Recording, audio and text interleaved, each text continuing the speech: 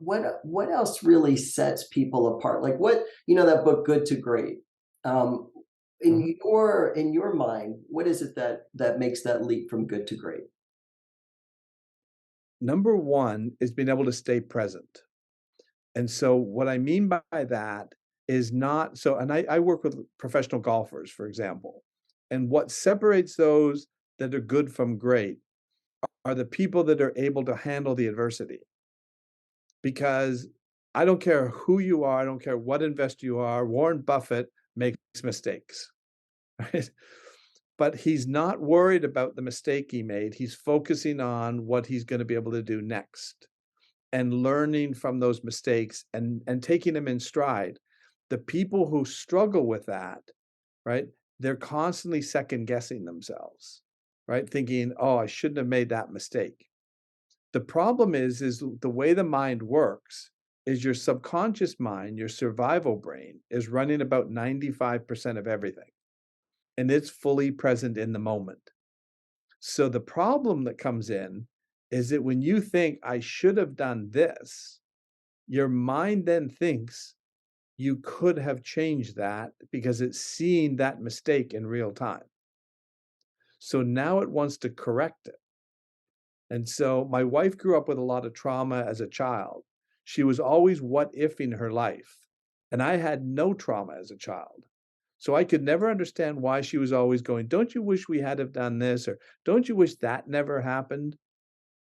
Her mind was going over the things that went wrong. And in her mind, she could fix them, even though that was subconscious. Consciously, logically, she knew that wasn't true. But the subconscious sees everything in real time. So if you look at a trade that you made a year ago and you think, "I never should have made that trade," here's what your subconscious hears: "Don't make that trade a year ago," because it doesn't understand time. It has no connection to time. Everything is now.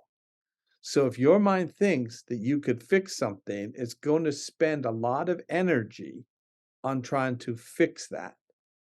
But you can't fix it, but your mind will continue to expend energy, which gives you less ability to stay focused and present. And so one of the things that was very interesting is we worked with a company that works with high performing athletes, like the best athletes in the world.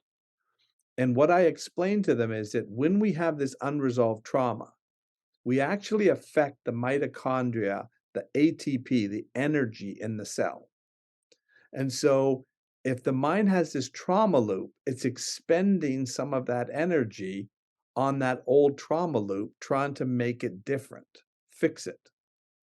And so after we took their whole group through the program, and the one of the guys said to me, he says, "You just blew my mind. You just explained something that we never understood why it was happening." He says, "We're taking these highly tuned, top performing athletes who are in the peak physical condition, and they measure heart rate variability, which is basically what's going on and how the nervous system is responding.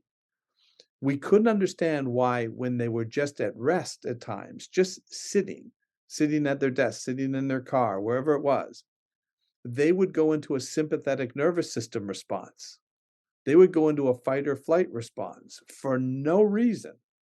And we were trying to figure out why their heart rate variability would drop when there was no need for a sympathetic nervous system.